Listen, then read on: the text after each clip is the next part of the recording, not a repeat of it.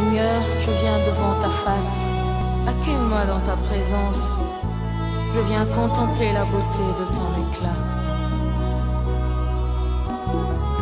Usinifiche uso wako Bwana, wewe ndio anamhitaji kupita vyote. Basi nikaribie Mungu, ujaze moyo wangu. Dieu des grâces, ce moment est à toi, Seigneur. Nous nous recommandons encore à tes pieds, Seigneur, parce que nous voulons apprendre. Tu as dit au temps du soir, nous serons tous enseignés de toi. Et que l'onction de Dieu, le Saint-Esprit, nous enseignera toutes choses belles. Il est temps que je diminue, que tu croisses au travers de moi, Seigneur, pour communiquer ta pensée sacrée à ton peuple que nous sommes. Tout ce qui n'est pas de toi, Seigneur, nous le déclarons nul et sans effet au nom de Jésus-Christ. Coordonne ces moments, Seigneur, et que tout soit pour ta seule gloire. Au nom de Christ et Jésus, nous avons ainsi prié. Amen. On acclame le Seigneur, il est bon, il est merveilleux. Dieu qui nous a donné encore ce temps favorable ce matin. Pouvons nous asseoir.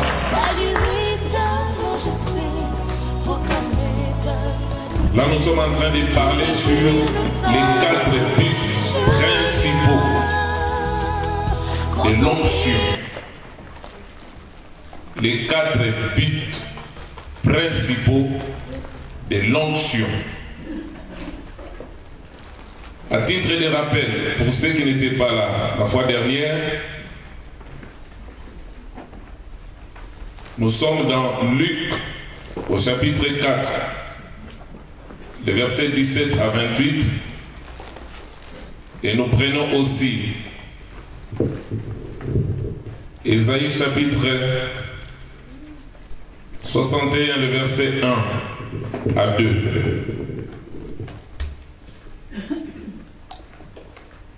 La Bible dit dans Luc au chapitre 4, le verset 17 à 18, on lui remit les livres du prophète Ésaïe. L'ayant déroulé, il trouva l'endroit où il était écrit: L'Esprit du Seigneur est sur moi, parce qu'il m'a oint pour annoncer une bonne nouvelle aux pauvres.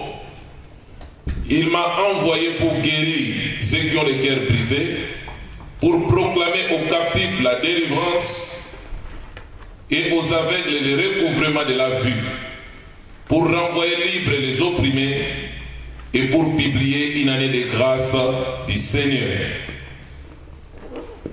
Et nous trouvons les mêmes textes dans Ésaïe 61.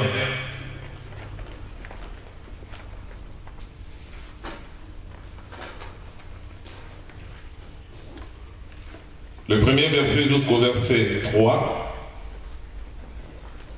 La Bible dit: L'Esprit du Seigneur, l'Éternel est sur moi, car l'Éternel m'a oint. Alléluia.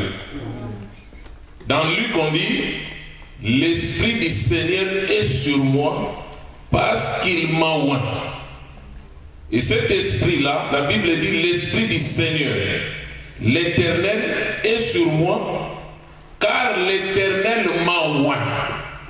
Alléluia.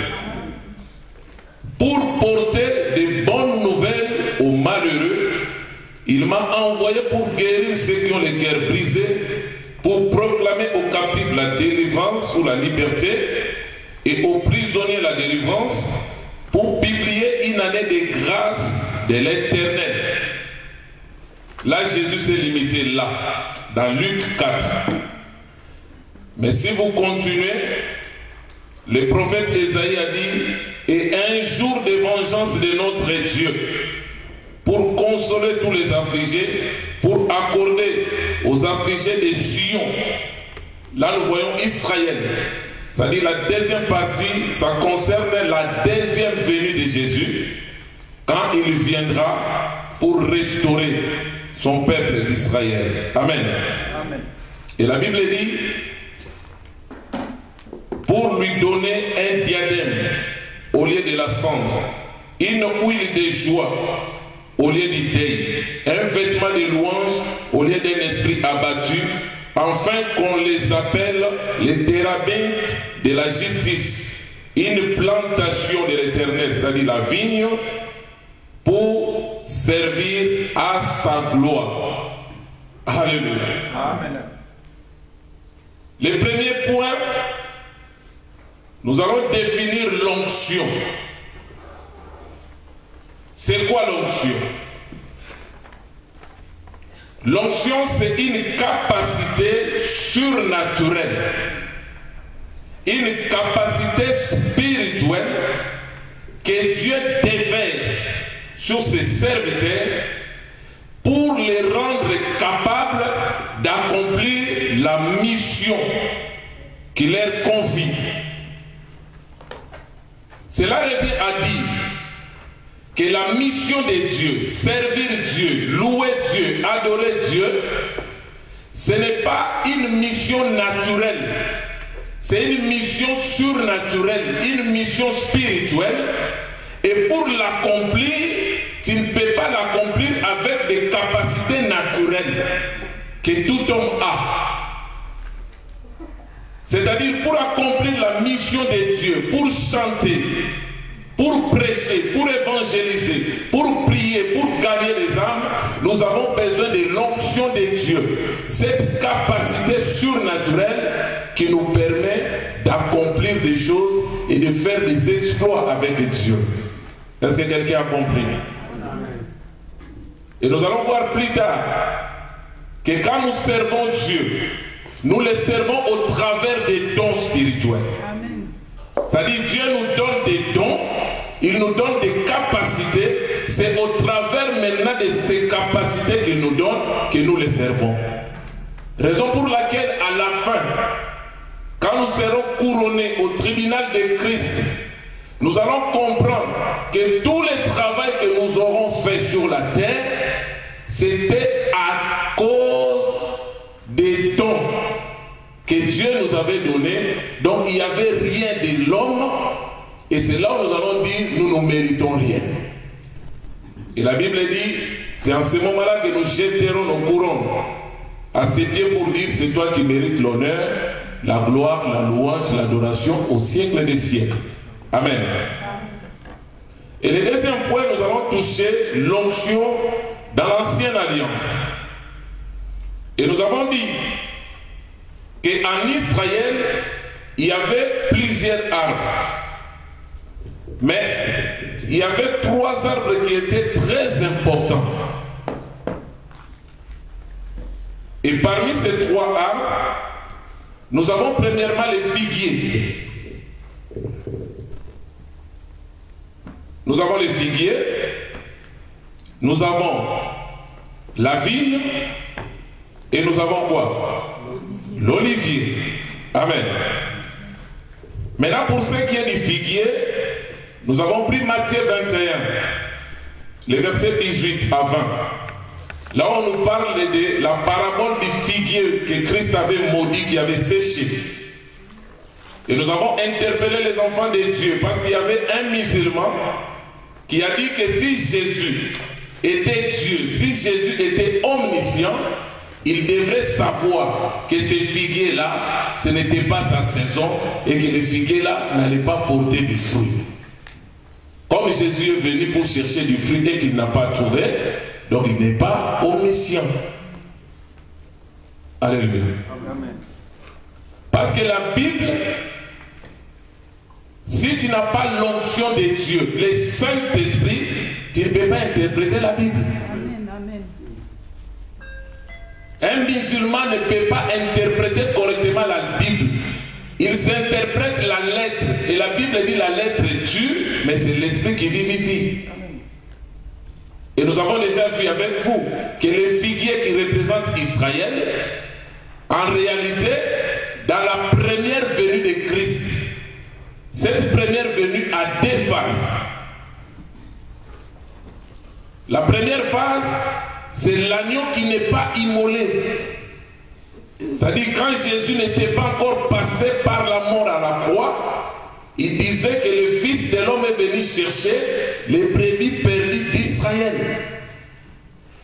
Mais au moment où l'agneau a été immolé à la croix. Maintenant, il est destiné aux nations. Amen. Amen. Donc, nous comprenons que par la première venue de Christ, en réalité, c'était pour son épouse, qui est constituée des branches de l'olivier franc, qui est Israël, peuple de Dieu, contrairement à leur nature, et les branches de l'olivier sauvage que nous sommes. On nous a coupés et on nous a greffés, contrairement à notre nature. Amen. Amen. Donc nous avons compris, comme nous explique Romains 11, ce que Israël cherchait ne l'a pas obtenu, mais les élus l'ont obtenu. Est-ce que vous avez compris? Amen. Donc Israël, en réalité, en tant que figuier, il donnait l'apparence de recevoir le Messie. Mais au moment où le Messie s'est approché, ils l'ont rejeté. C'est là où la Bible dit, il est venu chez les siens et les siens l'ont rejeté. C'est ça la parabole du figuier maudit. Celui qui n'a pas l'Esprit de Dieu ne peut pas expliquer. Alléluia. Donc nous avons compris que quand nous parlons du figuier, nous voyons Israël. Si vous prenez Matthieu 24, les versets 32 à 35, quand il parle du signe des temps de la fin, Christ dit quoi? Instruisez-vous par une comparaison tirée du figuier. Et quand ces feuilles deviennent tendres et que ces feuilles bourgeonnent, vous savez que l'été est proche. Or, nous savons que prophétiquement, l'été, c'est la saison de la moisson. Ce qui préfigure l'enlèvement de l'épouse. Mais avant l'enlèvement, il faut que les figuiers bourgeonnent. Or, le bourgeonnement du figuier, c'est le retour d'Israël dans son territoire natal, en Palestine. C'est-à-dire, c'est comme pour dire, c'est un signe pour nous les nations. Quand vous verrez le peuple d'Israël retourner en Palestine, c'est lui qui lit la prophétie face à attention. Alléluia. Amen. Et nous voyons l'accomplissement de cette prophétie. C'était le 14 mai 1948. Au moment où on a reconnu Israël comme un État indépendant. Alléluia. Maintenant, quand nous prenons l'olivier, nous avons vu avec Romains 11, il parle de l'olivier. Amen. Et si nous prenons aussi dans Jean 20, il parle de la même chose. Alléluia. Donc, nous avons dit que l'olivier, c'est un arbre d'Asie occidentale. C'est un arbre qui pousse plus dans des pays méditerranéens. Et l'olivier peut atteindre 6 mètres de hauteur. C'est une plante ou un arbre, quand tu le coupes, ça repousse. C'est un arbre qui ne pousse pas rapidement. Ça croît lentement mais sûrement. Maintenant, au travers des olives, les fruits que l'olivier produit, c'est de là que nous tirons l'huile d'olive. C'est ça l'onction. C'est ça l'image du Saint-Esprit dans l'ancienne alliance. Amen. La Bible nous dit dans Exode 27. La Bible dit, tu ordonneras aux enfants, verset 20, tu ordonneras aux enfants d'Israël de t'apporter pour les chandeliers de l'huile pure d'olive concassée. Et nous avons dit, quand on parle d'olive concassée, il faut voir Christ. C'est lui le véritable olivier. C'est lui le véritable olive. Mais maintenant, pour que l'olive donne son huile, il faut que l'olive soit pressée. Et là, nous voyons Christ à la croix. C'est-à-dire, si le Père n'avait pas pressé Christ à la croix, le Saint-Esprit n'allait pas venir. Donc, il a fallu que Christ meure à la croix, que l'olivier soit concassé pour produire maintenant de l'huile. Amen. Et nous avons dit dans l'Ancienne Alliance, quand on parle de l'huile, ça représente l'onction, ça représente le Saint-Esprit. Quand on parle de la colombe, ça représente le Saint-Esprit. Alléluia. Nous avons vu avec Noé, dans Genèse 8, quand il a lâché la colombe est partie pour aller chercher une feuille d'olive qui était en dehors de l'arche, ce qui représente une partie de l'épouse des nations. Et il l'a pris pour venir maintenant les greffer dans l'olivier franc. Il l'a ramené dans l'arche qui est Christ. Amen. Amen. Amen.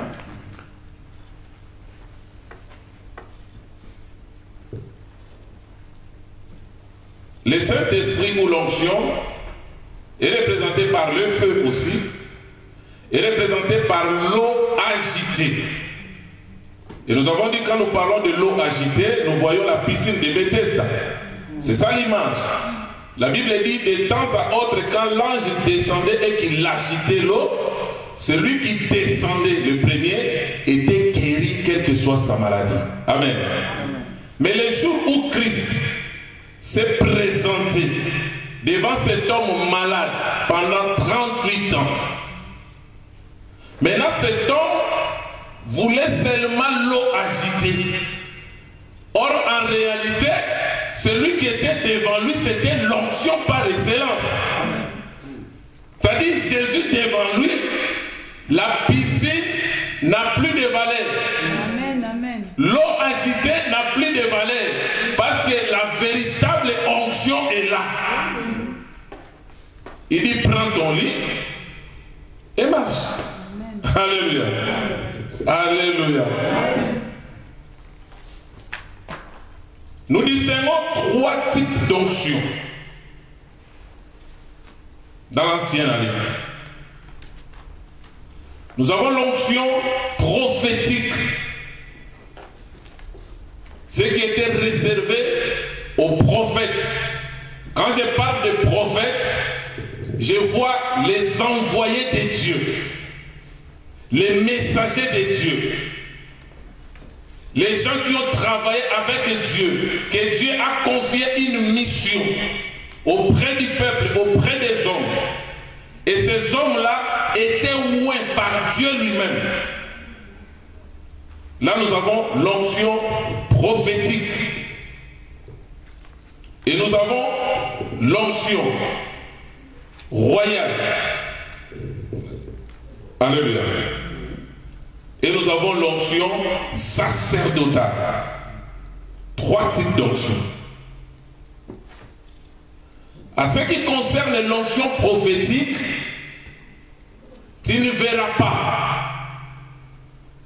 là où Dieu est en train de oindre un prophète. Jérémie 1,4 nous dit quoi?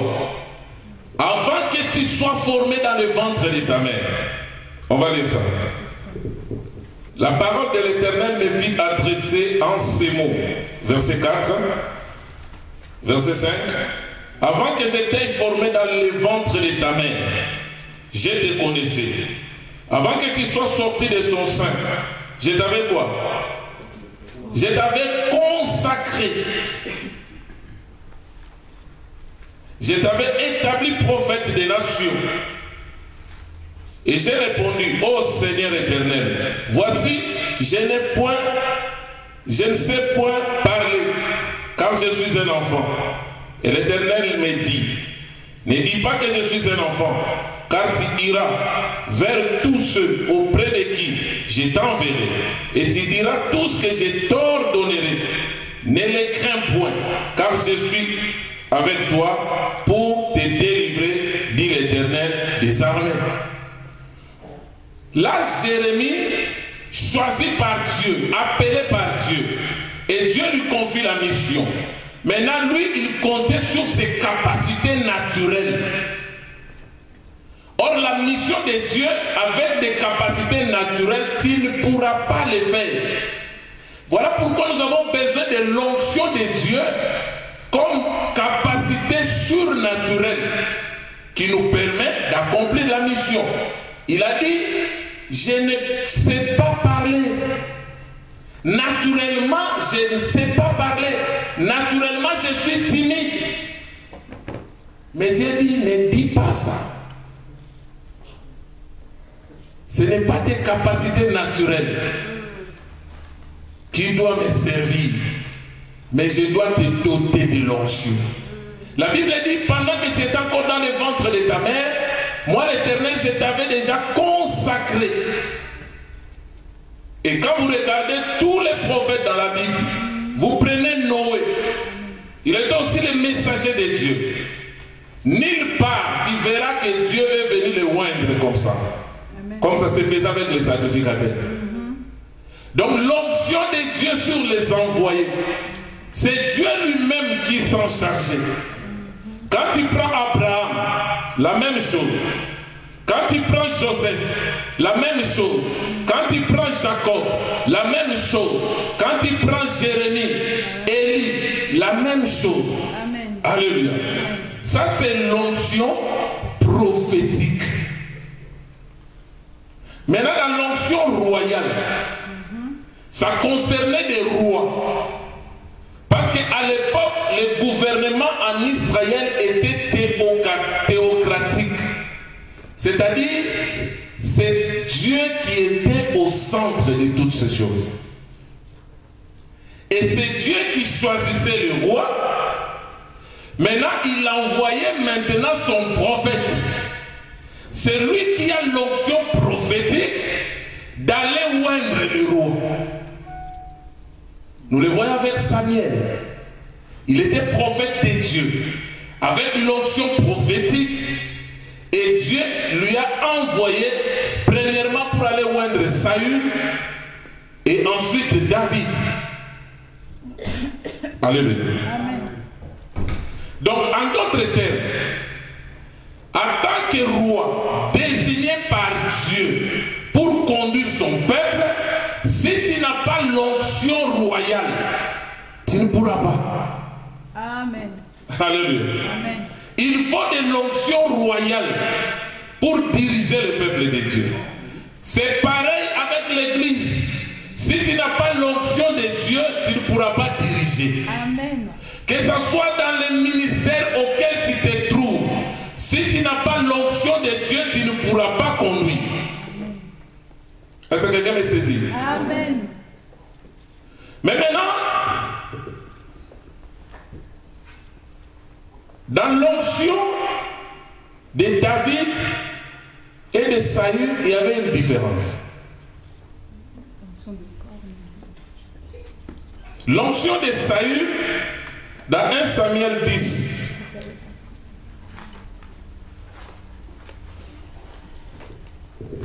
c'était l'onction de fiole.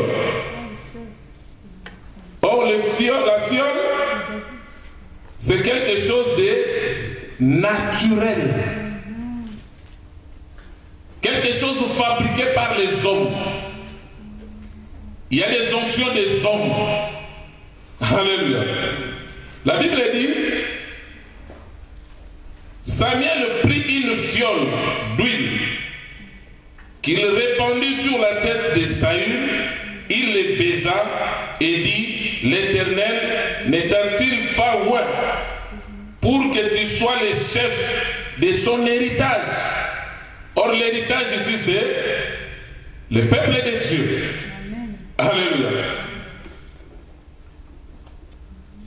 Selon la bénédiction prophétique de Jacob, parce que Jacob aussi était un prophète. Là nous sommes dans Genèse 49. Quand il voulait bénir ses enfants, la tribu que Dieu avait confié la royauté, c'était la tribu de Juda. Alléluia. Amen. Ce n'était pas la tribu de Benjamin. Mais maintenant, comme le peuple, ils avaient toujours Dieu comme roi. Mais comme le peuple ne voyait pas Dieu visiblement, ils ont vu maintenant des rois chez les nations. Un homme qui est en train de commander. Alors le peuple est venu maintenant pour dire à Samuel, nous voulons aussi un roi comme nous voyons dans d'autres nations. C'est là où l'Éternel a dit, ce peuple m'a rejeté. Parce que depuis tous ces temps, je suis leur roi.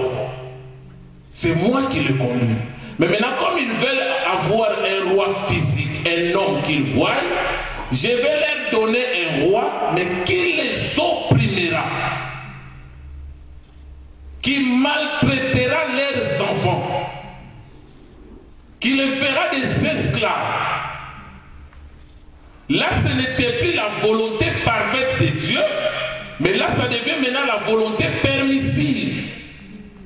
Or, quand Dieu applique la volonté permissive, c'est pour corriger.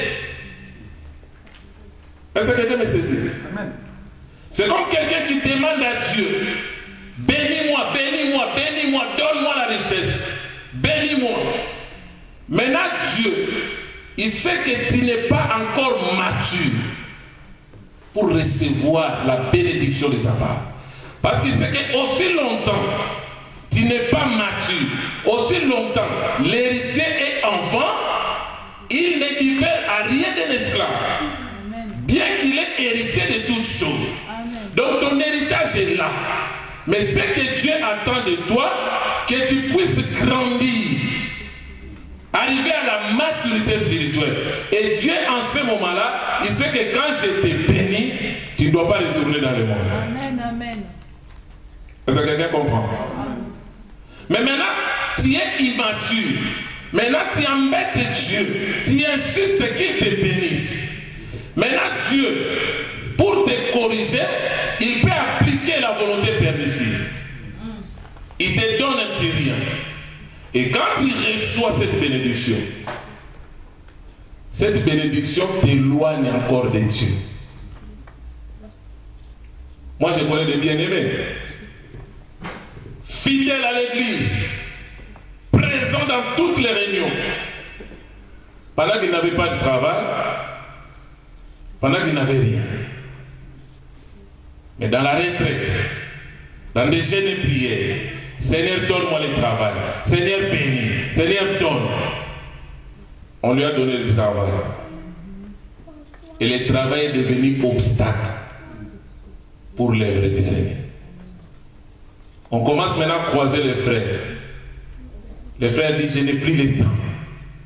Priez seulement pour moi. C'est une manière de corriger.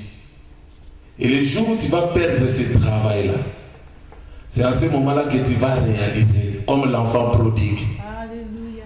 Alléluia. Les pères savaient que cet enfant n'est pas encore mature. Mais comme il réclame la part de son héritage, je lui donne. Ça, ce n'est pas la volonté parfaite. Pour qu'il aille avec ses ambitions, qui n'est pas la vision, il va échouer. Au moment où il rentrera en lui-même, il va retourner. Et quand il retournera, cet enfant-là n'ouvrira plus la bouche pour dire « Donne-moi la part de mes biens ». Alléluia.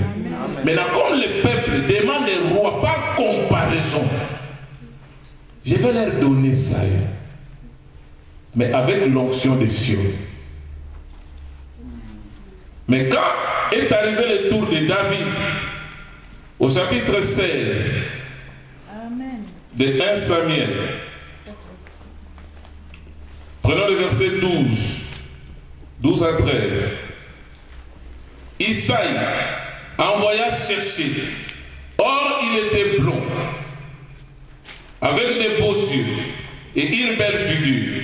L'Éternel dit à Samuel, lève-toi, oins-le, car c'est lui. Samuel prit la corne. Cette fois-ci, ce n'est plus la fiole. La corne. Or, la corne, c'est quelque chose de naturel. Amen, amen, amen. une onction naturelle de Dieu. Alléluia. Il dit, il prend la corne d'huile et l'éloigne au milieu de ses frères. Et l'Esprit de l'Éternel saisit David à partir de ces jours. Et dans la suite, Samuel se leva et s'en alla à Rama. Alléluia. Alléluia. Amen. Si vous allez dans 2 Thessaloniciens, vous allez voir l'onction de Saül. Je prends le verset 10 au verset 12. La Bible dit, avec toutes les séductions de l'iniquité. Ça c'est le faux serviteur, le faux prophète, l'impie. Avec toutes sortes de séductions de l'iniquité. Pour qui? Pour ceux qui périssent. Parce qu'ils n'ont pas cru à l'amour de la vérité pour être sauvés. Au verset 11, Dieu enverra quoi? Aussi Dieu leur envoie-t-il une onction d'égarement.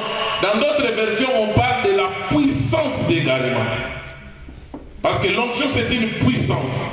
Amen. Amen. Maintenant, Dieu va envoyer cette onction d'égarement pour qu'ils croient au mensonge, afin que tous ceux qui n'ont pas cru à la vérité, mais qui ont pris plaisir à l'injustice, soient condamnés. Cette onction-là ne vient pas de Satan. C'est Dieu lui-même. Pour ceux qui périssent, pour ceux qui n'ont pas reçu l'amour de la vérité, Dieu enverra l'onction d'égarement pour que ces gens-là croient au mensonge et qu'ils se perdent. Remarquez ces derniers temps. Quand vous regardez beaucoup d'églises, tu vois que dans ces églises, il y a n'importe quoi. C'est-à-dire, pour ces gens, ces faux serviteurs, l'onction, c'est pour faire les spectacles. L'onction de Dieu, c'est pour faire tomber les gens. Or, l'onction de Dieu, ce n'est pas pour faire tomber les gens. Alléluia. Amen. Et aujourd'hui, on commence maintenant à mesurer l'onction des serviteurs par rapport aux tombées. Celui qui fait tomber beaucoup de gens, il a l'onction. Or, Christ nous dit que l'Esprit du Seigneur est sur moi parce qu'il m'a oint pour annoncer d'abord la bonne nouvelle. Remarquez, la plupart des serviteurs qui s'accrochent au miracle, au spectacle, ils ne prêchent pas, ils n'ont pas la parole. Or, Jésus, c'est lui le vrai modèle. Avant de guérir les malades, avant de prier pour les malades, la Bible dit il enseignait d'abord. Si vous allez quelque part et que la personne ne vous enseigne pas d'abord, il commence avec le spectacle, c'est suspect. D'abord la parole. Alléluia. Amen. Alléluia. Amen. L'onction sacerdotale. Là nous sommes dans Exode 25, 31 à 32. Là nous voyons Aaron et ses fils. Avant d'entrer dans les services, il devrait être oint. Donc je prends le verset 25, ça parle de l'huile de chandelier. Exode 28. Premier verset jusqu'au verset 2. La Bible dit, fais approcher de toi Aaron, ton frère, et ses fils. Prends-les parmi les enfants d'Israël pour les consacrer à mon service dans les sacerdoces. Aaron et ses fils, Nadab, Abiou, Éléazar et Itamar. Tu feras à Aaron ton frère des vêtements sacrés pour marquer sa dignité et pour lui servir des parures. Amen. Amen. Amen. Avant que Aaron et ses fils commencent les il devrait être d'abord consacré. Et nous avons dit qu'avant d'arriver là où on devrait lui mettre de l'huile, il y a d'abord des étapes. Nous avons premièrement parmi les ustensiles l'autel des holocaustes qui symbolise la croix. Et c'est là où nous parlons de la justification. Ensuite, nous avons la cuve des reins. Là, nous parlons de la sanctification. Et après la cuve des reins, c'est là où maintenant on déversait l'huile sur les sacrificateurs. C'est ça l'onction de Dieu.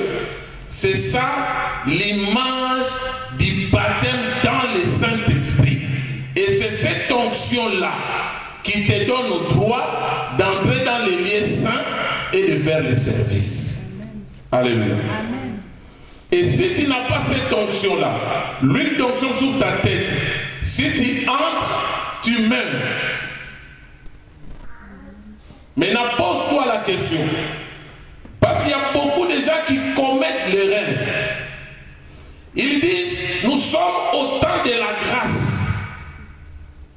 Donc, qui dit temps de la grâce, il faut ignorer l'Ancien Testament. Or, en réalité, quand tu lis le Nouveau, l'explication, c'est dans l'ombre. Je ne sais pas si je le fais comprendre. C'est-à-dire, si tu veux parler du sacerdoce royal de Jésus-Christ, les détails de son sacerdoce, il faut retourner dans le sacerdoce aronique, voir d'abord le sacerdoce d'Aaron, les détails. C'est pourquoi Christ avait dit clairement, je ne suis pas venu pour abolir la loi, mais l'accomplir. Alléluia. Alléluia. Mais maintenant, dans l'ancienne alliance, il fallait avoir l'onction de Dieu qui te donne le droit d'entrer dans les lieux saints pour faire le service. Or, dans les lieux saints, nous avons quoi? La table de pain de proposition, l'autel du parfum et les chandeliers.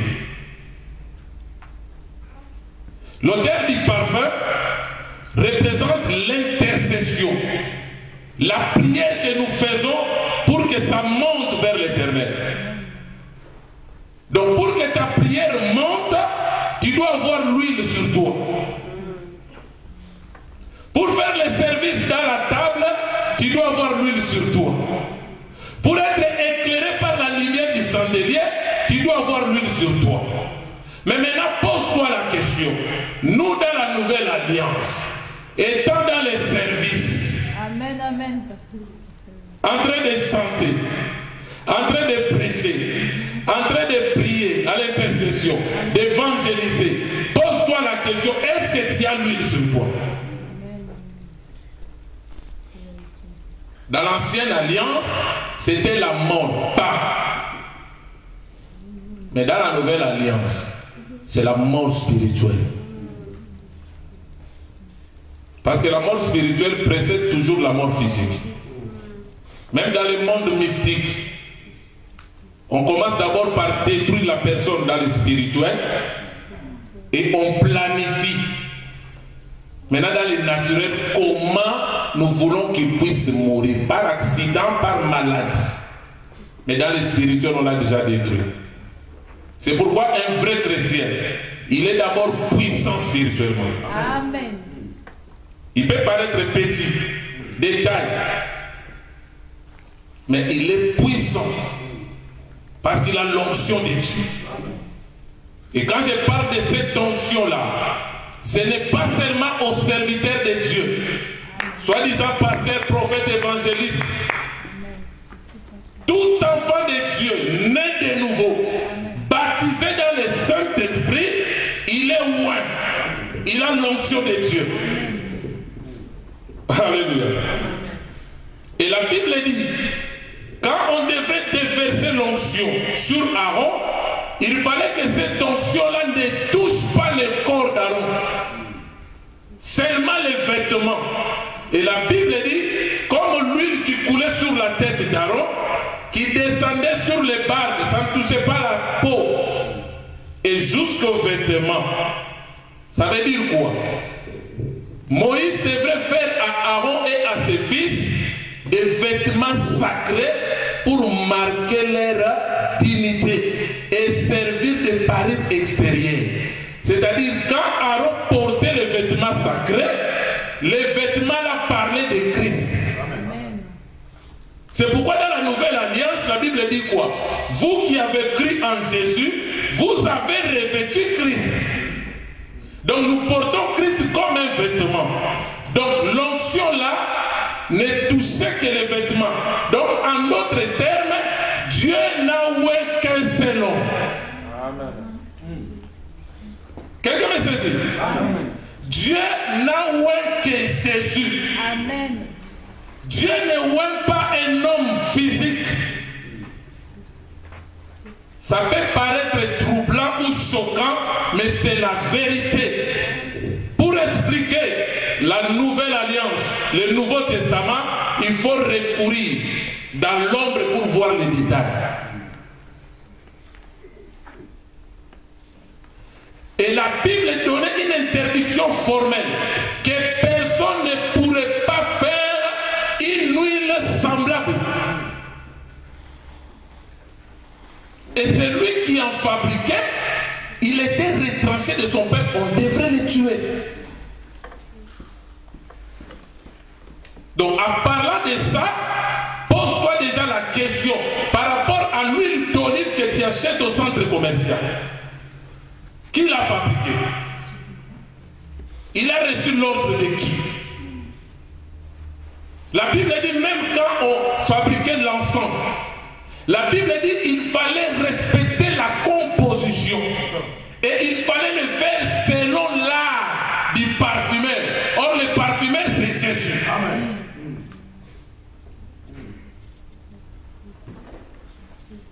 Est-ce que quelqu'un comprend? Amen. Maintenant, quand Aaron entrait dans les lieux saints ou dans les lieux très saints, Dieu ne voyait pas l'individu Aaron, mais Dieu voyait les vêtements sacrés qui lui servaient de parure extérieure. Quelqu'un saisit? Amen. C'est-à-dire quand tu viens dans la présence de Dieu, comme tu as revêtu Christ, Dieu ne te regarde plus. Parce que si Dieu veut te regarder, il ne te bénira jamais. Amen. Il ne t'acceptera jamais dans sa présence. Il va te tuer. Nous le voyons avec Esaü et Jacob. Alléluia. Je prends Esaü en tant que fils aîné. Or dans une bergerie, il n'y a qu'un seul fils aîné. Or dans la bergerie de l'Éternel, le premier né c'est Christ. Alléluia. Amen. Mais maintenant, pour que Jacob, qui représente nous les hommes, puisse recevoir la bénédiction d'Isaac, son père, la première des choses, il faut que les yeux d'Isaac soient apaisantis. Cela revient à dire, Dieu ne nous regarde pas. Amen. Parce que s'il veut regarder, il saura que Jacob devait voler la bénédiction. Il fallait d'abord que les yeux d'Isaac ne fonctionnent plus. Alléluia. Maintenant, Jacob a utilisé les 5 sens. Comme il avait perdu la vue, maintenant il faut jouer avec les 4 sens. Les goûts, les toucher, l'huile et l'odorat. Alléluia. Amen. Mais maintenant, Rebecca, il joue le rôle du Saint-Esprit. L'onction. Il dit à Jacob, va chercher la nourriture, je vais préparer. Parce que moi, en tant que Saint-Esprit, je connais les goûts d'Isaac. Alléluia. Il avait les mains selon les goûts d'Isaac. Et quand Isaac a mangé, avec les goûts, il a trouvé que c'est ça. Mais ce n'est pas suffisant. Je dois toucher. Il dit, mon fils approche. On a pris la peau animale. Il a touché, il a dit, oui, je sens Esaü. C'est ça les vêtements. Alléluia. Après maintenant, Rebecca lui avait dit, je sais que ton père cherchera à t'embrasser. Tu dois porter les vêtements de ton frère aîné. C'est ça ce qui nous sert de pari extérieur. J'ai goûté. J'ai touché. Mais quand tu parles avec lui, je sens que ça, ce n'est pas la voix de mon fils aîné. Quand tu pries, tu demandes à Dieu, Dieu ne sent pas Christ. Parce que pour Jésus, dans Jean 11, il dit quoi? Père, je te rends grâce de ce que tu m'exauces toujours. Mais si je prie, c'est à cause de la foule. Pour que la foule sache que c'est toi qui m'as envoyé. Donc en réalité, je n'ai même pas besoin de prier. Amen. Mais maintenant, quand nous nous demandons à Dieu, Isaac sent que ça, ce n'est pas la voix de Saül. Ça, c'est la voix d'un homme. Ça, c'est la voix de Jacob. Maintenant, j'ai utilisé mes 5 sens. Alléluia. Il dit approche. Quand il l'a embrassé, il a senti. La Bible dit, il a senti la rosée du ciel. Il dit, mon fils sent l'odeur de la rosée du ciel. Ça dit, quand nous avons revêtu Christ, l'onction de Dieu sur nous, parce que l'onction là, c'est Christ que nous avons revêtu. Au moment où nous avons revêtu Christ, nous pouvons maintenant dire que nous sommes rois. Amen. Parce que nous avons revêtu Christ. Amen. Alléluia. L'onction dans la nouvelle alliance. Dans Luc 4, il dit, l'Esprit du Seigneur est sur moi parce qu'il m'a oint. Maintenant, en Christ, nous retrouvons tous les 3 onctions de l'ancienne alliance.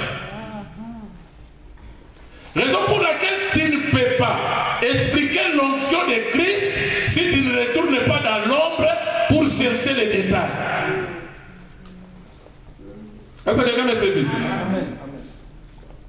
Les gens qui ont supprimé la dîme, soit disant que dans le Nouveau Testament, dans le Nouveau Testament on a parlé de la dîme, mais on ne pouvait plus utiliser le mot dîme parce que la dîme veut dire le 10e.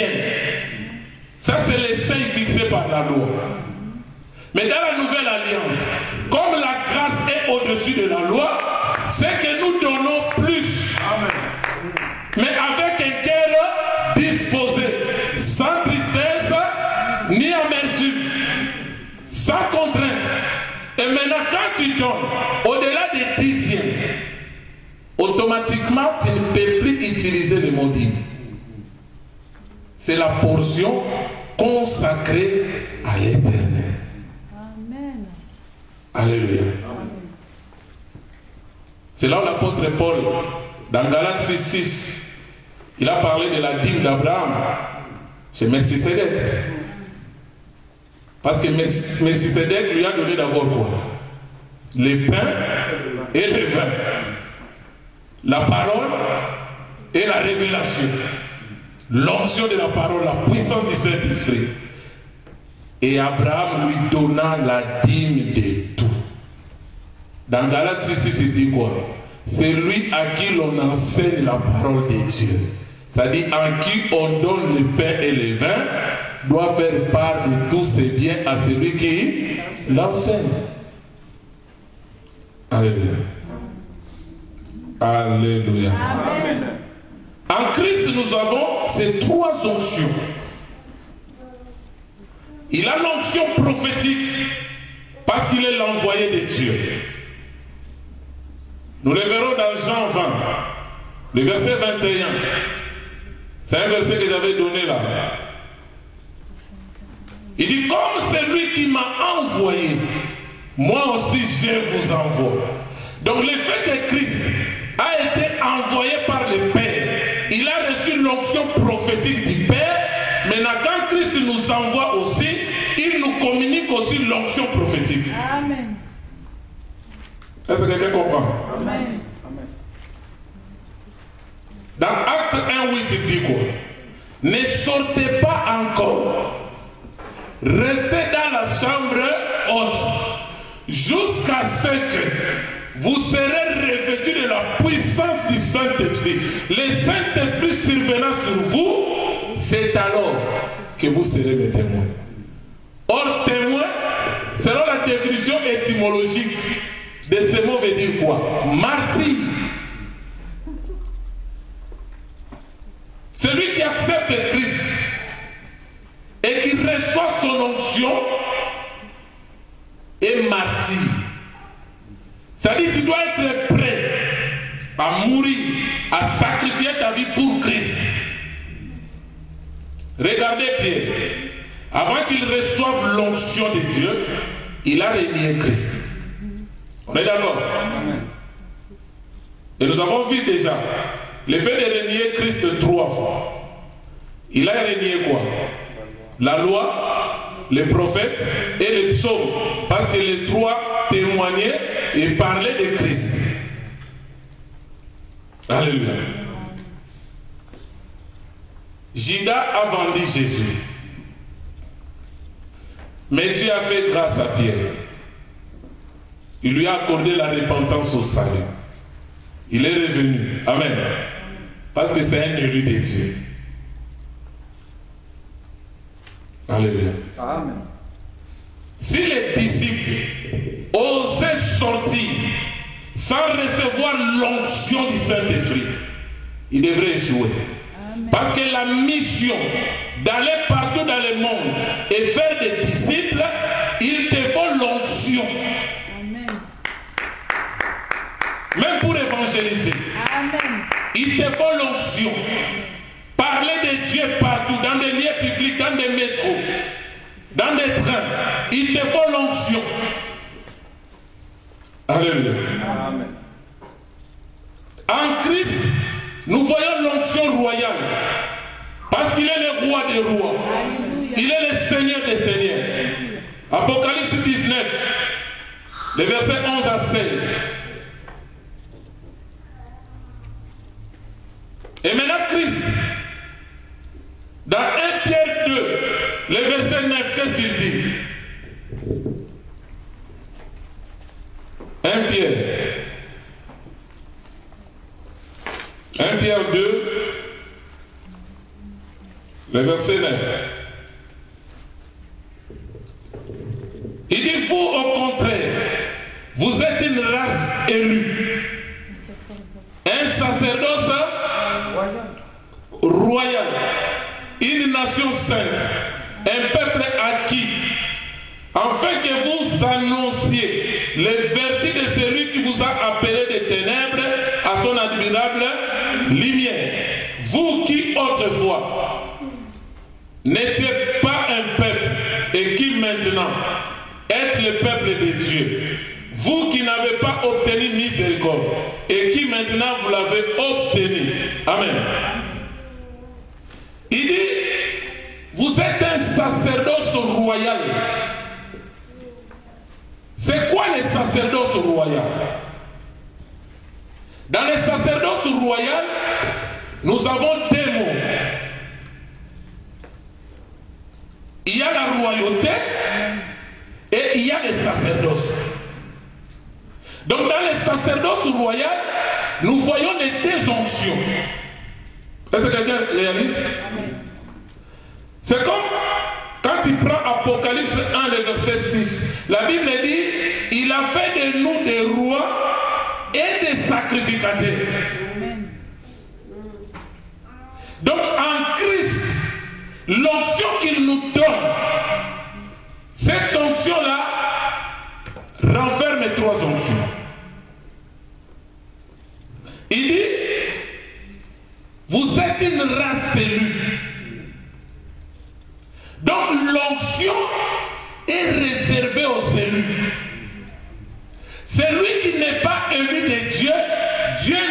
peut pas le oindre.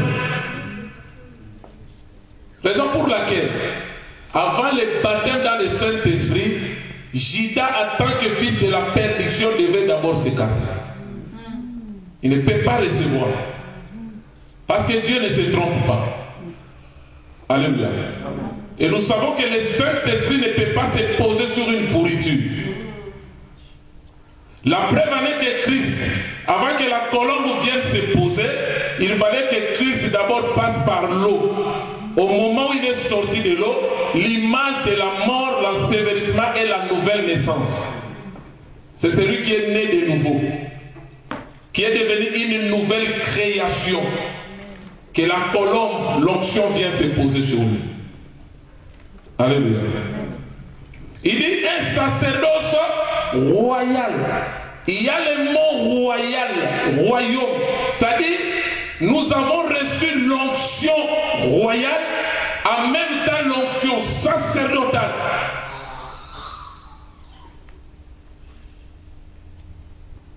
Salomon dit quoi? J'ai vu les enfants des rois que nous sommes en train de marcher à pied. Mais les enfants de ce monde sur des chevaux. Alléluia. Donc nous sommes des rois. Quand on parle de la royauté, c'est lui qui a l'onction royale, il a l'onction de dominer, de régner, d'assujettir. La Bible dit, je vous ai donné le pouvoir de marcher sur les scorpions, sur la puissance du serpent, et rien ne pourra vous nuire. Maintenant, c'est lui qui a reçu l'onction sacerdotale, l'onction royale. Il dit quoi? Afin que vous annonciez les vertus de celui qui vous a appelé des ténèbres à son admirable lumière. Donc tu ne peux pas prêcher, annoncer l'évangile si tu n'as pas l'onction prophétique. Donc l'onction que nous recevons de Christ englobe les trois onctions. L'onction prophétique, l'onction royale et l'onction sacerdotale. Amen. Amen. Amen. Le quatrième point. Pourquoi Dieu nous a-t-il oint? Quand on parle de oint, nous voyons le mot Christ. En grec, c'est Christos.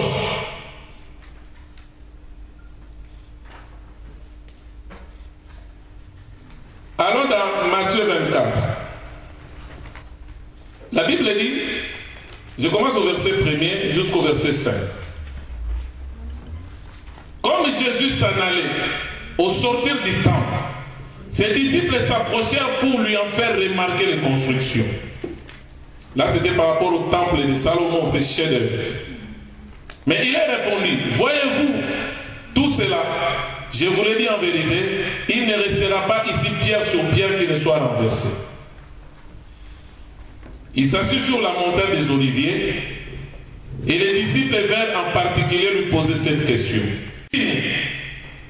Quand cela arrivera-t-il? La première question est en rapport avec Israël et en rapport avec les temples de Jérusalem. Dis-nous, quand est-ce que le temple sera détruit? Deuxième question. Quel sera le signe de ton avènement? Troisième question. Et le signe de la fin du monde. Maintenant, au lieu que Christ commence par répondre à la première question, or nous savons que l'accomplissement de cette prophétie s'est accompli à l'an 70 après Jésus-Christ. Le fils de l'empereur romain Titus, avec son armée, ils avaient détruit le temple. Et jusqu'en ce jour, En Israël, il n'y a plus de temple. Or, la présence du temple en Israël symbolisait la présence de Dieu au milieu de son peuple. Au moment où le temple n'est plus en Israël, Dieu maintenant tourne les regards vers les nations. C'est ça ce que nous appelons la dispensation de la grâce. Mais Israël est en train déjà de construire les temples. Rappelez-vous de la construction du temple de Salomon qui avait fait 7 ans. La Bible dit on taillait des pierres dans la carrière. Amen. Mais on venait seulement la poser. Et il n'y avait aucun bruit. Donc Israël est en train déjà de construire les temples dans la carrière. Amen. Au temps marqué, quand il va reprendre son espace, il viendra seulement poser. C'est pourquoi nous, Église des Nations, les jours où nous verrons la construction du 3e temple, c'est que nous avons raté l'enlèvement. Là, nous sommes des vierges forts. Nous allons passer par la tribulation. Amen.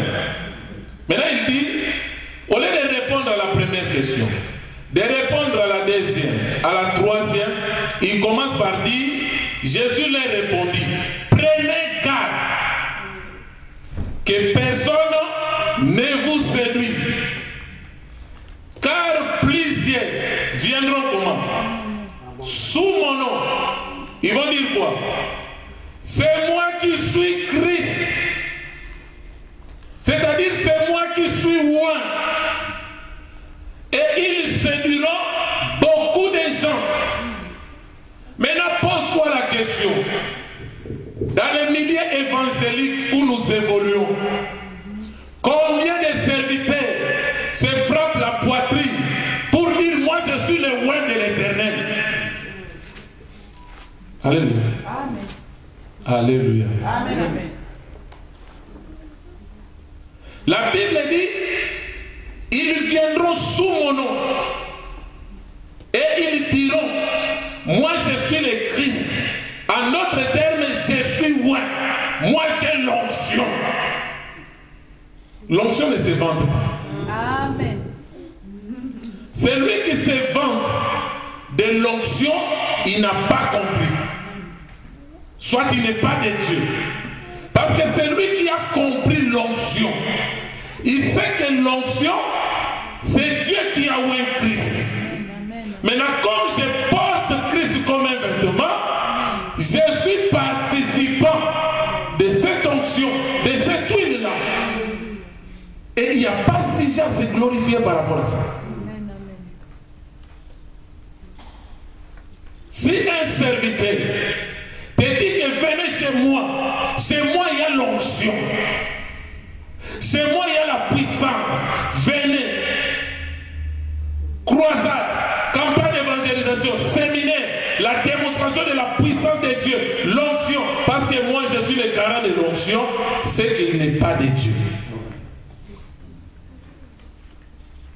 Celui qui reçoit l'onction de Dieu, la première des choses, tu verras l'humilité. Amen, amen, amen. Il est effacé. Amen. Amen. Parce qu'il sait que c'est l'onction qui opère. C'est l'onction qui travaille. Et cette onction-là, c'est Christ lui-même, ce n'est pas moi. Amen, amen, amen. Alléluia. Amen. La Bible dit dans 1 Corinthiens 15, 11. Satan se déguise en ange de lumière et ses ministres se déguisent en ministre de justice. Or, il y a une différence quand on dit déguiser et se déguiser. Déguiser, c'est une action que moi je fais envers quelqu'un d'autre. Je peux déguiser mon enfant. Mais se déguiser, c'est une action centrée sur soi-même. Amen. Donc ce sont des gens qui vont eux-mêmes se déguiser en Christ. Raison pour laquelle nous disons que cette onction-là ne vient pas de Dieu. Amen, amen, merci.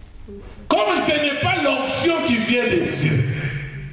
Mais maintenant, je veux maintenant me faire passer pour un ministre de justice, pour un homme de Dieu, pour un serviteur de Dieu. Qu'est-ce que je dois faire? Je dois me déguiser. C'est là la Bible dit, ils viennent en vêtements de brebis. Mais à l'intérieur, ce sont des loups ravisseurs. Ils prennent l'apparence, les vêtements, l'appareil extérieur des brebis. Mais à l'intérieur, c'est autre chose. C'est de la même manière que nous avons expliqué. Quand nous venons dans la présence de Dieu, faibles que nous sommes, argiles que nous sommes, mais nous devons nous servir de l'appareil extérieur de Christ. Amen. Et chose grave, quand tu lis la Bible dit ces gens-là, des loups ravisseurs, ils ne sont pas sortis du monde. Mais la Bible dit ils sont sortis du milieu de nous. Mais ils n'étaient pas des nôtres.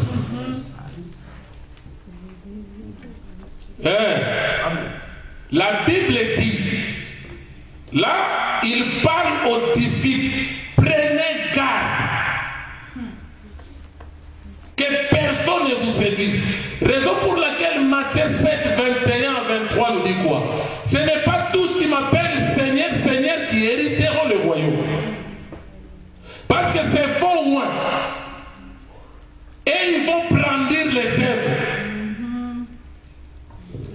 N'avons-nous pas prophétisé à ton nom? Or, pour prophétiser au nom de Dieu, tu dois avoir l'onction prophétique. Qui t'a donné l'onction prophétique? Et Dieu sait que ce n'est pas moi. Maintenant, tu proclamais l'évangile avec quelle onction? N'avons-nous pas chassé les démons à ton nom? Là, nous sommes en train déjà de voir les 4 buts principaux de l'onction. Il a dit dans Luc 4, 17 à 18 que l'Esprit du Seigneur est sur moi. Premier but pour annoncer la bonne nouvelle. Prêcher, enseigner, exhorter, proclamer la parole. C'est ça le premier but de l'onction. Deuxième but, pour guérir ceux qui ont le cœur brisé. Troisième but, pour délivrer les captifs, rendre libres les opprimés. Et cinquième et quatrième, publier une année de grâce du Seigneur. Des faux Christ, des faux oins, ils brandissent les œuvres. N'avons-nous pas prêché à ton nom? N'avons-nous pas prophétisé à ton nom? N'avons-nous pas chassé des démons à ton nom? Mais je leur dirai, je ne vous ai jamais connu. Vous qui commettez l'iniquité.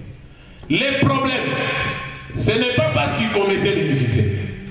Mais les problèmes, parce que Dieu ne les connaissait pas avant les temps. Amen. Il dit à Jérémie, avant que tu sois formé dans le ventre de ta mère, avant que tu viennes dans le monde, moi l'Éternel, je te connaissais. Amen, amen. Je t'avais choisi. Je t'avais consacré. C'est-à-dire, tu as reçu l'onction depuis. Alléluia. Amen. Le ministère est défini avant les temps. Dans l'éternité, je t'ai proclamé déjà, établi prophète des nations. Quand tu viens dans les temps, l'Église, dans les temps, s'il voit le ministère, il confirme. L'Église ne donne pas le ministère. Amen. Mais allez maintenant dans les églises. Comme ce copain dit avec ce petit-là. Petit, viens, je vais te faire évangéliste. Petit, viens, je vais te faire pasteur. Petit, viens, sois à mes côtés. Je te donne des cours rapides, comme ça je vais te faire docteur. Ça, c'est le docteur des hommes. Mais si dans le cercle de Dieu, il n'a pas été connu, il n'a pas été choisi, il n'a pas été consacré, il n'a pas été établi, tout ce qu'il viendra faire dans les temps, c'est en vain. Raison pour laquelle on mesure l'onction par rapport aux tombées. Et il y a des serviteurs qui vont toucher à la magie. Ils vont vendre leur âme à Satan pour avoir cette petite puissance, comme ça, de faire des spectacles, faire tomber les gens et prouver au monde que c'est ça l'onction. Et tu vois des gens courir derrière les tombées. Je connais un pasteur qui était venu en Afrique. Il a fait une campagne. C'était au stade du 20 mai. Je ne sais pas, on l'appelle ça fait stade de Papa Raphaël actuellement, je ne sais pas. Il dit aux gens de se tenir. Les gens se tenaient. Il touche la première personne. Il y a les courants électriques qui touchent tout le monde, qui sont connectés et qui tombent. Maintenant, après les tombées, les gens vont se réveiller. Maintenant, ils ont gagné quoi? L'onction ne se mesure pas par les tombées. Le but primordial de l'onction, c'est pour annoncer la bonne nouvelle. Amen. Et la bonne nouvelle, c'est quoi? Jésus-Christ, lui qui était Dieu, lui qui a quitté son trône de gloire, il s'est dépouillé. Il est devenu d'abord égal aux anges. Après, il s'est dépouillé. Il devient inférieur aux anges. Après, il s'est dépouillé. Il devient égal aux hommes. Après, il s'est dépouillé. Il devient inférieur aux hommes par la mort à la croix à cause de cet opprobre. C'est là la Bible dit. Quand le Père a vu que son œuvre était parfaite, le Père l'a souverainement élevé. Il lui a donné un nom qui est au-dessus de tout nom. Et la Bible dit, devant ce nom, tout genou fléchit et toute langue confesse qu'il est Seigneur. Je vais vous expliquer ça veut dire quoi. Quand on dit tout genou fléchit, commençant par Lucifer, les démons, les satanistes, les occultistes, les magiciens et nous les chrétiens, les musulmans, les bouddhistes, les hindouistes, tout ce monde-là, devant Jésus, doivent fléchir les genoux. Gloire, gloire, gloire. Et toute langue doit confesser qu'il est Seigneur. Alléluia. Il est Dieu. Moi, je n'ai pas honte de le prêcher. Je suis martyr. À cause de Jésus, j'accepte la mort. À cause de Jésus, j'accepte tout. Parce que j'ai tout laissé à cause de lui. Et si je vis, c'est pour lui, c'est pour le servir, c'est pour sa gloire. Amen. Amen. Il n'y a rien que le monde peut me proposer en échange de Jésus. Jamais. Il n'y a rien. Amen. Il y a ceux qui prennent l'argent pour ajouter un peu de levain dans la parole. Parce que les satanistes ont compris. Beaucoup de gens qui prient, financièrement ils n'ont rien. Beaucoup de serviteurs qui prêchent la parole, financièrement ils n'ont rien. Proposons l'argent en échange du levain. Voilà pourquoi tu peux voir un serviteur qui prêchait bien. Du jour au lendemain, à cause des salaires des satanistes, il commence à modifier l'évangile. Il commence à ajouter des choses. Or, la Bible nous dit de rester dans la simplicité de l'évangile. Amen. Alléluia. Amen. Quand je parle de vrais serviteurs, nous prenons Christ comme modèle. Alléluia. Amen. Mais souvent, quand tu donnes l'exemple de Christ, les gens disent, mais Christ est Dieu, c'est normal. Il ne pouvait pas faillir. Moi, je prends Moïse, élevé dans la maison royale. Acte 7, instruit dans toute la sagesse égyptienne, puissant en parole et en œuvre. Mais quand Dieu l'a appelé, il dit, je n'ai pas un langage facile. Alléluia. Va libérer mon peuple. Il dit, je connais Pharaon. Je connais la force de Pharaon. Mais avec quoi? La verge. Alléluia. Hébreux 11 dit, c'est par la foi que Moïse, lorsqu'il a su qu'il était hébreu, c'était par les signes de la circoncision, refusant d'être appelé fils de la fille de Pharaon, il a accepté d'aller souffrir avec son peuple dans la boue. La Bible dit quoi? Parce qu'il regardait l'opprobre de Christ, l'œuvre de la croix, plus que tous les trésors de l'Égypte. C'est-à-dire, tu prends la richesse de l'Égypte en tant que futur Pharaon et tu mets l'opprobre de Christ, l'œuvre de la croix. Moïse a regardé et il dit, j'ai choisi Christ. Amen. Maintenant, dis-moi, avec combien tu peux corrompre Moïse? Alléluia. Alléluia. Amen. Prenons l'exemple des États-Unis, première puissance mondiale. Quelqu'un élevé dans la Maison Blanche, préparé pour prendre la place du président Obama. Mais il regarde Christ, il regarde l'avantage d'être président numéro 1 du monde. Il dit ça là, non, j'ai choisi Christ. Mais maintenant dis-moi, avec combien tu viendras corrompre un homme comme ça?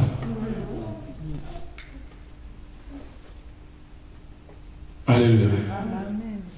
Un vrai serviteur, il est affranchi de la cupidité. L'argent ne lui dit rien.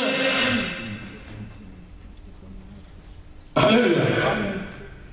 La Bible dit, nous sommes venus nus et nous retournerons nus du sein de la terre. Personne n'amènera la richesse. C'est là la Bible dit, amassez-vous des trésors au ciel.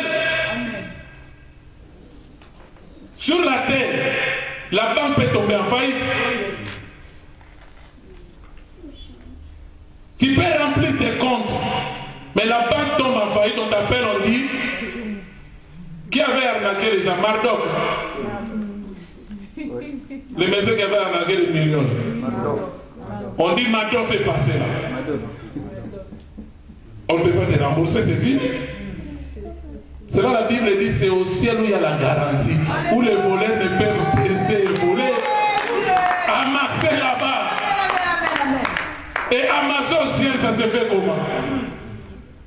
C'est quand tu fais de ton argent l'œuvre de Dieu priorité. Amen. Souvent on a comme l'impression quand on donne à Dieu, on est en train de perdre. On est en train de s'aimer. Un jour tu vas récolter. Amen. Alléluia. Quelqu'un était dans une situation, il m'a appelé, ce que j'avais, je lui ai donné. J'étais resté près de lui. Demain, quelqu'un m'appelle.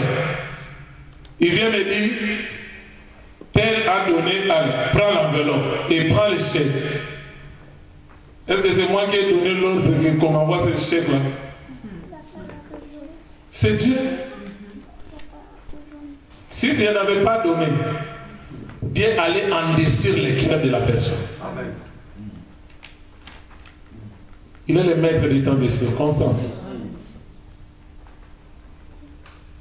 Si tu as l'onction, c'est pour proclamer l'évangile. C'est pour annoncer Jésus. C'est pour guérir ceux qui ont les cœurs brisés. Or, quand on dit guérir les cœurs brisés, en réalité, ce n'est pas toi. La Bible dit dans Jean 16 et dans Jean 14, le verset 6, que le Saint-Esprit, c'est lui le consolateur par excellence. C'est le Saint-Esprit qui console le cœur. Tu parles avec la personne, il reçoit la consolation dans le cœur. C'est l'onction de Dieu qui amène la consolation. rendre libres les opprimés, le recouvrement des vies aux aveugles.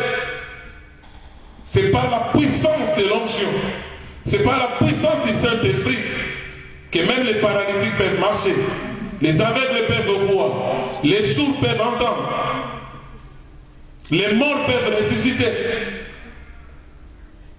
Mais ce n'est pas toi, c'est l'onction qui fait ces choses. C'est pourquoi les ministères, c'est un don. Amen. Alléluia. Amen. Quand il parle de l'onction dans la nouvelle alliance, c'est charis en grec. Et le substantif du mot charis, c'est charisme. C'est là où les Français traduisent par charismatique ou charisme. Et ça vient du verbe grec.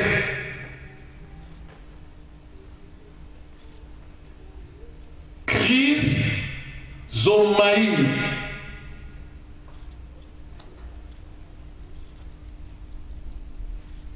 Est-ce que vous réalisez? Cela se traduit par les dons. Comme nous voyons dans 1 Corinthiens 12. La Bible dit un seul esprit qui donne à chacun les dons selon son bon vouloir. Et il y a diversité de dons, diversité de ministères, mais c'est le même esprit qui les donne. Alléluia.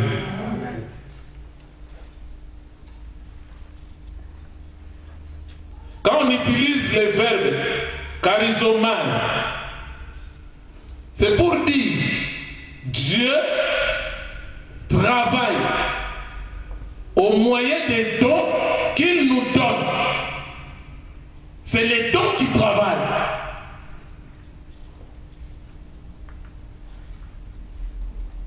C'est pourquoi en réalité, nous ne méritons rien. Amen. Et il faut aussi avoir celui qui a l'onction de Dieu de proclamer l'année de grâce. Quand Jésus a parlé de l'année de grâce, il parlait de la dispensation de la grâce. Or, la grâce en réalité, c'est quoi? On va finir par là. Luc 1.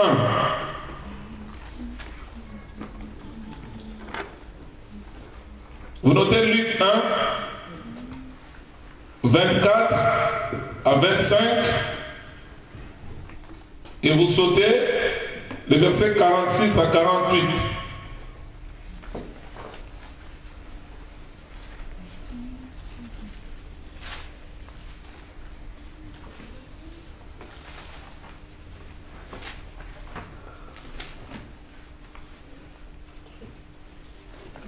Luc 1,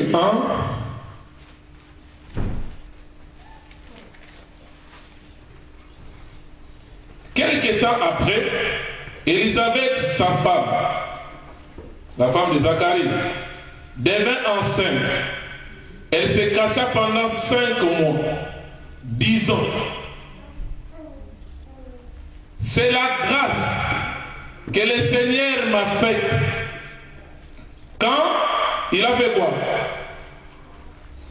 Quand il a jeté ses yeux sur moi pour ôter mon opprobre parmi les hommes.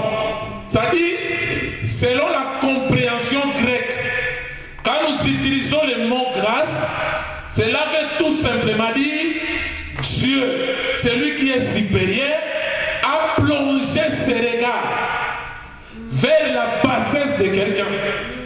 Ça dit, si Dieu, il plonge ses regards sur toi, tu vis les temps de grâce. Jésus a dit, du temps du prophète Élie, il y avait plusieurs veuves en Israël, mais qui a été visitée? La veuve de Sarepta. En d'autres termes, la veuve de Sarepta a trouvé grâce parce que Dieu a plongé ses regards sur la bassesse de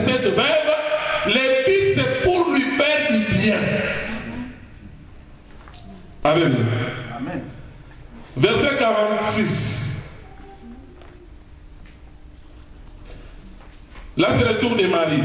Et Marie dit, mon âme exalte l'Éternel. Mon esprit se réjouit en Dieu, mon Sauveur.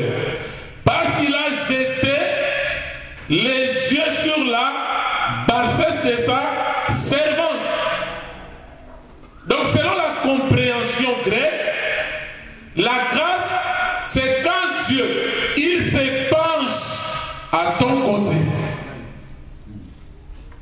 C'est comme on dit, si Dieu est avec toi, qui sera contre toi? Et quand Dieu se penche de ton côté, quelque part, il trouve un intérêt en toi et il veut te faire du bien. C'est ça la grâce. Prophétiquement, le regard de Dieu est plongé sur la bassesse de nous, l'épouse des nations. Nous, autrefois, nous étions un peuple sans Dieu, sans promesse, sans alliance. Alléluia. Amen. Alléluia. Amen. Et quand nous prenons les substantifs du mot charis, qui veut dire chrisma, c'est-à-dire ce qui fait plaisir à voir et à entendre. Donc si dans la nouvelle alliance, Dieu nous fait bénéficier de sa grâce, c'est-à-dire le mot grâce, selon Hébreu c'est Anna. Selon les Grecs, on peut prendre charis. Seigneur, je viens devant Amen. ta face, Charisme. devant ta présence. Je viens contempler la Charisme. beauté de ton éclat. Tous ces éléments-là, c'est-à-dire, Dieu trouve maintenant plaisir de nous voir, de nous regarder et de nous entendre. C'est-à-dire, comme Dieu a plongé les regards sur nous, peuple des nations, maintenant, si nous prions, il trouve plaisir à nous entendre. C'est ça la grâce. C'est ça la faveur imméritée. Et un enfant de Dieu qui a l'onction de Dieu, partout où il passe, s'il y a possibilité d'accomplir ces trois buts principaux, tu les fais. Parler de Jésus, annoncer la bonne nouvelle aux pauvres, guérir ceux qui ont les cœurs brisés, délivrer les captifs. Tous ces éléments-là, ça ne concerne pas seulement des pasteurs, des prophètes, des docteurs, des évangélistes. Tout enfant de Dieu, né de nouveau, baptisé dans le Saint-Esprit, il a l'onction de Dieu, il peut accomplir les 4 buts que nous avons vus. Que l'Éternel bénisse ensemble.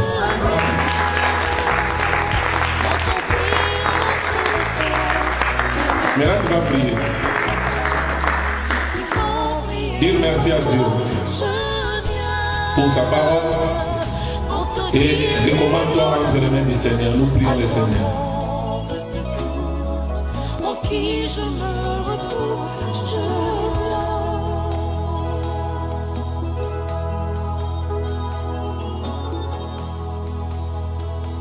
N'y a que toi qui peux changer tout le risque du danger. Que le seul qui a la force de nous venger, je viens. Parmi tous ceux qui sont nés, il n'y a que toi qui me connais, Seigneur. Tout ce que tu m'as donné.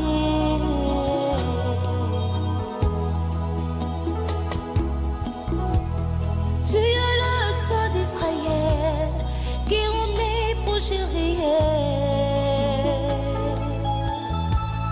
Toi qui tiens